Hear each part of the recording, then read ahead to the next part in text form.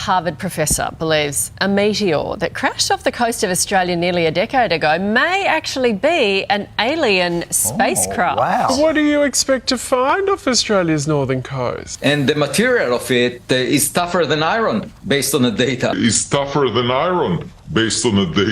I already promised the curator of the Museum of Modern Art in New York City that if we find any gadget, I'll put it on display there.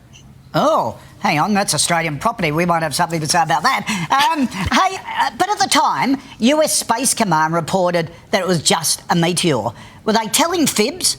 Because they've only recently come out and been more open about UFOs, haven't they?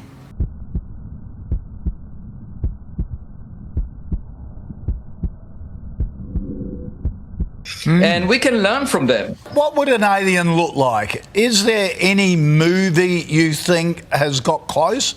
Do they look like E.T. or anything like that? Okay. Gee. When you arrive, we'll chat again.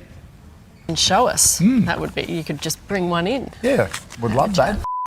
Calls for the Victorian government to follow New South Wales in withdrawing thousands of COVID fines issued during the pandemic. Do you reckon Dan will play ball on this, Chris? Absolutely not, Carl. I don't think that's even a question. These notices were too vague and did not meet the requirements under the Fines Act. If you already paid that COVID fine that has now been withdrawn, you will be refunded. That's going to cost the New South Wales government around about $10 million.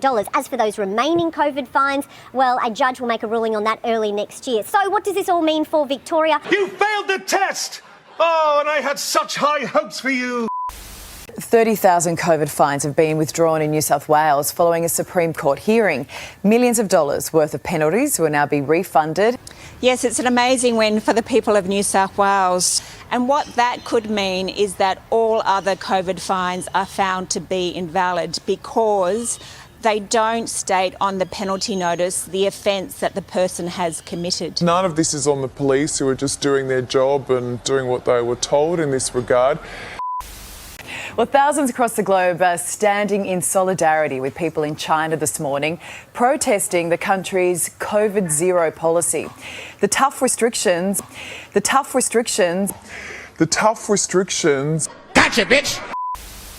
We're in a country of 1.4 billion people.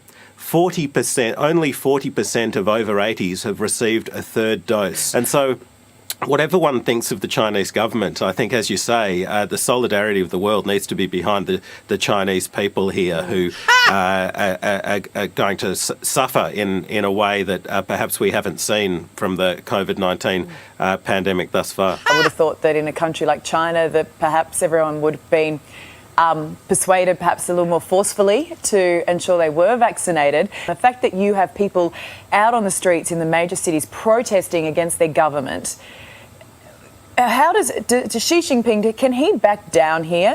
This might be the most significant impact that we've seen in the pandemic, where you actually have protests across multiple Chinese cities against someone, a world leader, who has held absolute authority up until the past week or so. A concerning warning to parents today after new research from the University of New South Wales found that children's pneumonia vaccine may not be as effective as we'd hoped. The vaccine is not providing optimal coverage against severe pneumonia or empyema in our Australian children. And is it possible to get a booster dose? A defiant Scott Morrison has officially been censured in federal parliament. What does that even mean? This was an abuse of power and a trashing of our democracy. The lockdown crackdown fined Victorians millions, but now the enforcers may be on notice. Some of the laws that were drafted were just unintelligible. Unless the language is clear, you shouldn't be fining people. Well, in a twisted turn of events, a new partnership could be forming. Kanye West tweeted that he approached former President Donald Trump. Kanye West